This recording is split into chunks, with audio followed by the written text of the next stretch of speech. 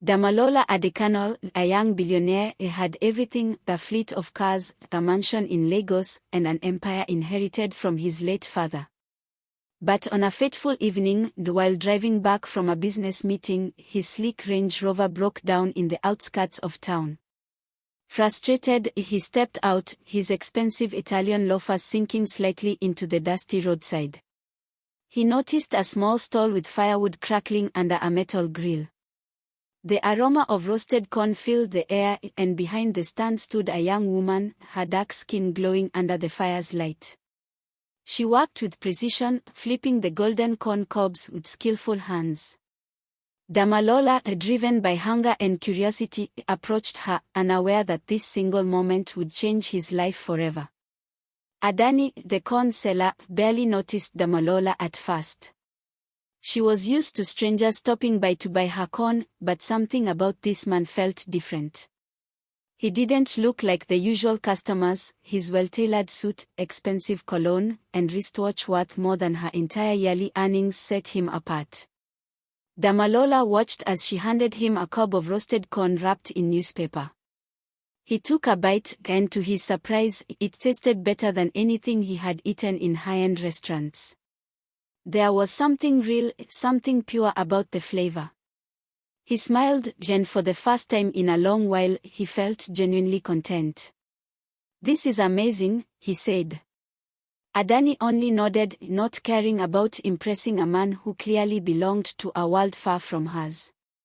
Over the next few days, Damilola found himself thinking about the corn seller more than he should. He had met countless women, sophisticated, beautiful, and rich, but none of them had the quiet strength that Adunni possessed. He returned to her stall the next evening, and the next, surprising himself with how much he enjoyed their small conversations. Adunni was sharp-tongued, unafraid to challenge him, and uninterested in his wealth. She treated him like an ordinary man, and for once, Damilola found that refreshing. The market women had been whispering about them for weeks, but now the rumors became louder. A billionaire in love with a corn seller. "It won't last," one woman scoffed. "He's only playing with her heart," another added. Adunni ignored them, but deep inside, the doubts gnawed at her. She knew society rarely allowed love between two different worlds to flourish. Still, she wasn't sure if she had the strength to fight for something that might never stand the test of time. Damilola's mother wasn't done with her schemes. She arranged for him to meet a wealthy woman, Sod, the daughter of a prominent businessman. "She is educated, refined, and from a respectable family," his mother told him. Sod was beautiful and intelligent, but Damilola felt nothing for her. His heart was already with a woman standing behind a roadside corn stand. "I'm not interested," he said flatly. But his mother only smiled knowingly. "You will be," she whispered. One evening, Adunni noticed a luxury car pulling up nearby. A stunning woman in a designer dress stepped out, laughing as she linked her arm through Damilola's. Adunni's heart clenched. She had convinced herself not to care, but the pain was undeniable. Later that night, Damilola tried to explain. "It's my mother's arrangement, Adunni. I didn't choose her." But Adunni had had enough. "You don't have to choose her, Damilola. The world already made the choice for you." Adunni stopped talking to Damilola after that day. She focused on her work, trying to forget the man who had made her believe in a love that wasn't meant to be. But forgetting was harder than she expected. Damilola, too, was tormented. He didn't want a life where his choices were dictated by his family. He wanted Adunni. But was love enough to fight against tradition, wealth, and society's expectations? A few days later, Adunni's stall was attacked by thugs who demanded money. "You think you can refuse the big people and still survive?" one of them sneered before throwing her table over. Just when she thought all hope was lost, Damilola arrived. He fought them off, his expensive suit getting ruined in the process. As he stood panting beside her destroyed stall, he looked at her with desperation in his eyes. "Please, Adunni, let me protect you." Damilola's mother was furious when she heard what had happened. "You humiliated yourself for a common girl. Do you not see how this is beneath you?" she raged. But Damilola had made up his mind. "No, mother. What is beneath me is a life without love." His words stunned her. For the first time, she realized that her son was willing to give up everything for Adunni. Adunni refused Damilola's financial help to rebuild her stall. "I will do it myself," she insisted. But Damilola respected her determination. Instead of offering money, he stayed by her side, helping her roast the corn, shocking the market women. "Co. A billionaire roasting corn," they exclaimed. But Damilola didn't care. He had never felt more at peace than when he was beside Adunni.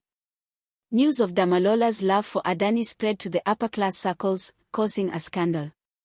His business partners warned him against it, and even some of his friends began avoiding him. But Damilola didn't flinch. He knew his love for Adunni was real, and he was ready to fight for it. "Let them talk," he told her.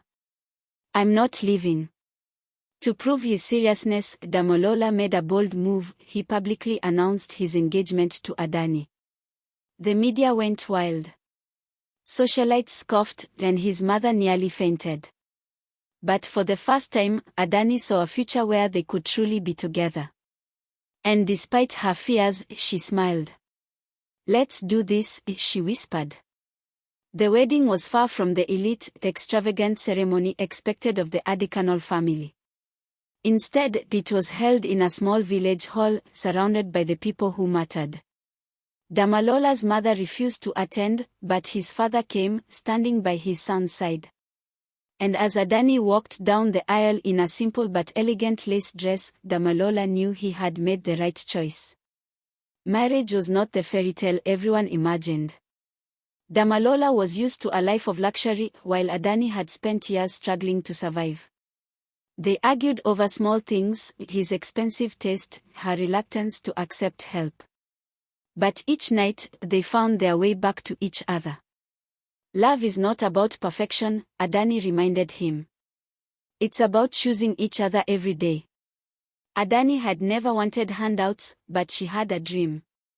With Damilola's support, not his money, but his knowledge, she expanded her corn-selling business into a thriving street food brand.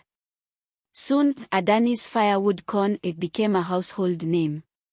She employed other women, giving them opportunities just as she had once needed. Months after their wedding, Damilola's mother unexpectedly visited their home.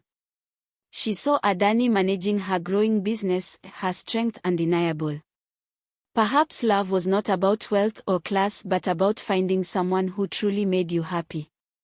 "Take care of my son," she said simply, finally accepting Adunni into the family. As the years passed, Damilola and Adunni built a life together. They had children, faced struggles, and celebrated victories. Their love was not the easy kind, but it was real. One evening, Damilola sat beside Adunni as she roasted corn, just like old times. "If I had to do it all over again," he whispered, "I'd still choose you." And as the firewood crackled, their love burned brighter than ever.